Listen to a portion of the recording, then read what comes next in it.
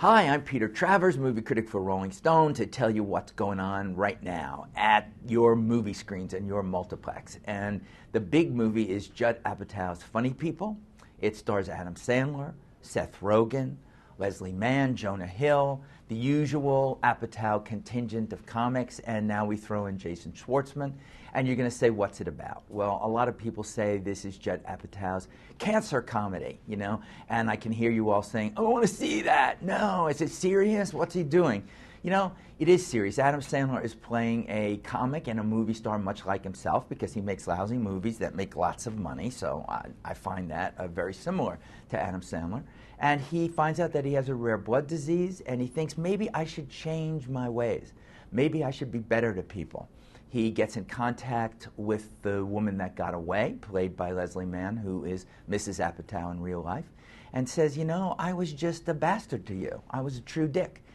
And we see that he's been a true dick to everybody. He is just a successful guy who cares about himself, and that's all. Well, I don't want to give away what goes on in this movie, but there's a chance of some kind of a remission, and we watch Adam Sandler go from somebody who might want to redeem himself to somebody that just wants to go back to being a self-important little prick. I think this is the best performance that Adam Sandler has ever given, and I don't mean that in a glib, sarcastic way to say that he's playing himself.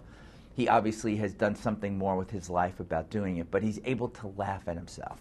And Judd Apatow, this is only his third movie as a director, following The 40-Year-Old Virgin and Knocked Up, is showing a kind of maturity in this that still allows for dick jokes, which is great because these are the best.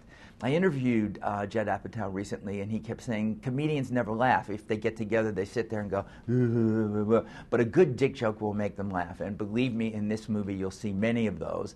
And you will also see really solid performances. I totally think that Seth Rogen is doing something very different as the comedy writer and stand-up guy who's just not very good as a stand-up that Adam Sandler hires to write him some jokes. I think that you'll find it personally involving, and I don't want to hear from you people that, but yes, it's almost 2.5 hours long. So everybody says, why does he make them so long? Well, a good movie that's 2.5 hours long is fine by me. You know, there are 90-minute movies, hello, ugly truth, that feel like they're 4.5 hours long.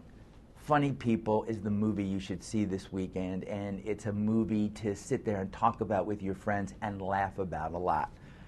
I also want to mention a movie, and don't be scared about this. It's a documentary, and it's called The Cove, and yet it's great. It plays like The Bourne Identity meets Flipper.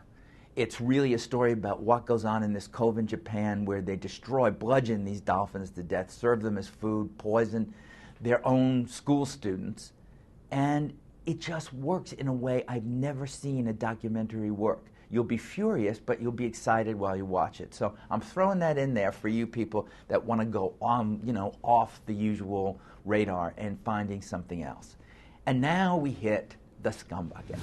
The Scum Bucket is still got Transformers 2 just in control of everything that's there. But you remember last week, I was only hating G-Force because I had seen the trailer and I said, do I need to see a movie produced by Jerry Bruckheimer in which movie stars do voiceovers for a lot of money, doing the voices of hamsters and guinea pigs? You know, it just sounded awful. And I'm here to say I'm going to eat my words. If you are 5 years old, G-Force is great. It doesn't belong in any of your scum buckets. However, if you are 5+, there's no way you can like this crap. It is awful. And it became the #1 movie in the US of A. That means more than 5-year-olds are seeing it. Stop it, people. Stop it. I'm Peter Travers.